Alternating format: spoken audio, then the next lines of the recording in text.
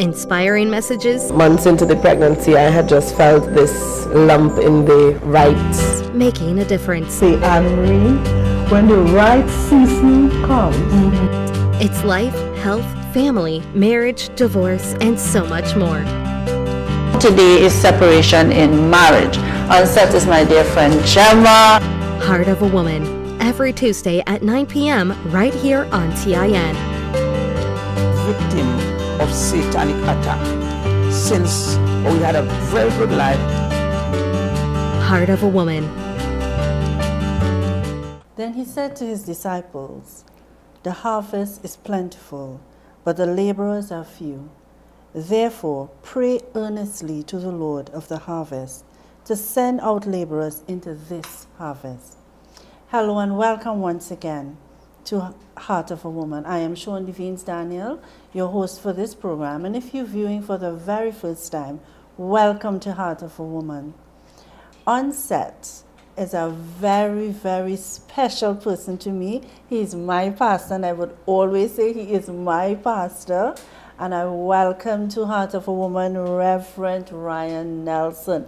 Welcome to Heart of a Woman. I know it's Heart of a Woman, but you have a lot to share to women and men as well. Thank you so much, Sister Sean Devines Daniel. Yes. And I'm really delighted, to be on your program. It has been a long while that I was given, the opportunity to come. But I know you're a busy, busy man. yes, indeed, Yes. but I believe the Lord has so Everything timing, right? ordained it to be thus, Amen. so that I Amen. could be here this evening. So I'm Yes. delighted to be on this Welcome program. again. And we're talking about answering the call. And for those people on the island of Tobago and in Trinidad as well who know Ryan Nelson, you've answered the call. Yes, you have. So we want to get right in because I am excited. And I get into it. So, I know at church you would have shared, your life when you just got saved. So tell our listening audience, our viewing audience, at what age did you get saved? Because, when you see a man like you think, well, he always saved. He was always saved. At what age did you get saved? Okay. All right. First of all, I would really want to more or less define and to differentiate Right. the different calls, so to speak, that Yes, God placed great. upon the You see, life that's why you're my pastor. of Yeah. people in general. First of all, there is the call, to salvation. Right, yes. In other words, the call to get saved. And indeed, I sit here tonight and I can say with confidence that I have obeyed the call The to call, salvation at a yes. very, very young age. When I got saved, I was 17 years. A teenager. Yes, a teenager. A very critical. Just the other day. Just the other day. Well, I'm still looking so young. I'm sure you feel 17 still in your mind. Yes. Yeah. So I got saved, at the age of 17. But before I really committed my life to Jesus, I think there was a situation that I went through that actually motivated me more Yes. to answer the call to Yes. salvation.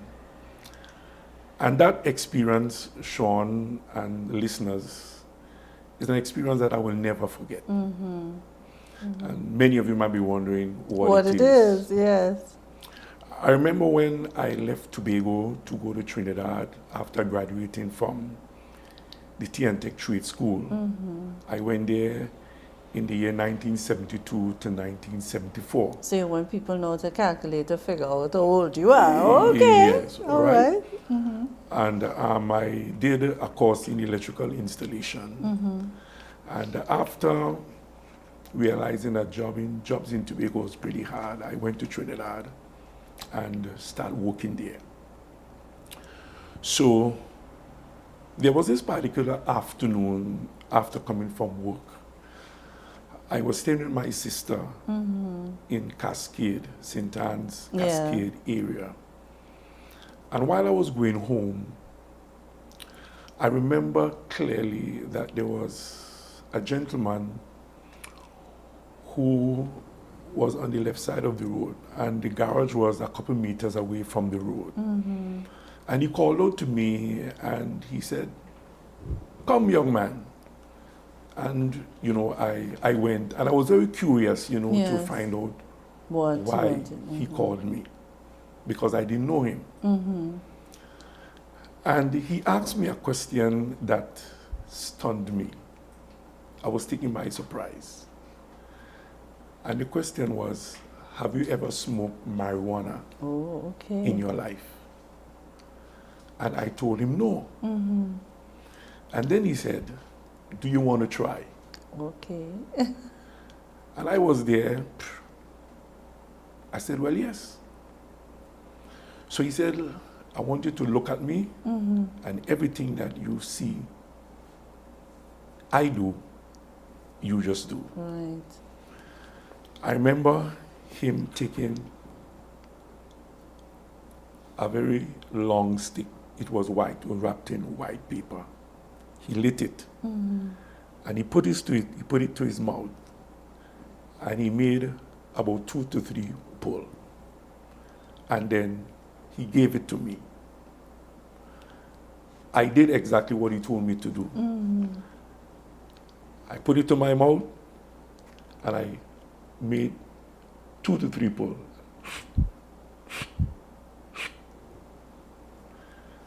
And in a split second, or in a moment's time, I could remember my head got light. Wow. And at that moment, I got a bit fearful, because it was the first time something like this was happening. And I left, I turned my back immediately and started walking back out of the garage. And I felt as though I was walking on air. And my mind started to roll back to what I used to hear. These guys will say to one another when they smoke marijuana, how they get ahead, and they're high. And I now started to kind of identify, in a sense, in what they were saying. And I really got scared. But the thing about it, that particular night, what was more very sad to me is that instead of going to where my sister lived, I found myself walking in the opposite direction, going in the direction that I came from to go to my sister. And at that time now, it was dark. And I remember when I was walking, I saw a car was coming in my direction. And I heard a voice distinctly, just as how we are talking here, I heard a voice distinctly said to me, "Throw yourself in front of that car and kill yourself." Oh boy. When I heard the voice, I felt as though a force literally came over me and was driving me, literally pushing me to throw myself in front of the car. Yes. The only thing, Sister Sean, I could have said at that moment is, "Oh God, Yes. help me." And when I said those words, I felt as though something left me. I went down by my uncle that night, who was the pastor of the Woodbrook Pentecostal Church, where he's now deceased, in Nelson. I went down there, and I started to behave in a way that was very unseemly. No, he wasn't on the island at the moment. He was in Canada. And I could remember that I misbehaved. I said all kind of funniness. And the deacons that were there carried me up in the porch, prayed for me, and they sent me home afterwards. When my uncle came back from Canada, he sent and called me, and they told him all that I did. And he gave me a stern warning that night. And if you know my uncle pretty Yes. And you know that voice because you have the voice as well. Yeah. And he gave me a stern warning, you know, never do that thing in your life again. And never come down by my place and behave in that manner. And then I left. And, you know, time elapsed during the time. Yes. But it was not too long after that experience, in the year 1975, I received an invitation from a young man. I was living in Red Hill Mova at the time. My sister would have moved from Cascade, and we went to Red Hill Mova. Right. And there was this Saturday night, you know, myself and a friend, you know, we went and we were drinking. And then Saturday night when we were finished, it was about 8:30 or so. I said, well, we're going to go home. But when I look at my time, I said, man, why going home now to do? It's too kind of early. So I said, let me go back out the road. And since I see some young lady to interfere with them, you know, young fellas, Yes, you know. yeah. And I went out the road. So you were still, you're 17 still? Still, yeah, 17, yeah, 17. You know, 17 still.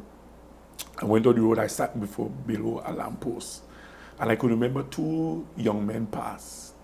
And they said good night, and one came back and reached me sitting below the lamppost. And he started to talk to me about giving, you know, your life to Jesus and what have you. I didn't really take him on, you know, this Saturday night. The Sunday morning, I remember I went on the road to buy a loaf of bread and something for myself and my sister to make breakfast. I met the same guy. He said, I'm giving you an invitation to come along to the Mova Pentecostal Church. Yes. I began to make excuse that I don't have no church clothes. The normal The normal thing. Yes. Yeah. He said, go home, put on what you have, and come down to church. I went home, I put on a black pants, a jersey, and I went down to church. When I walked into the church, I went to the back. Coming going in front, Right. I went to the back of the church. Yeah.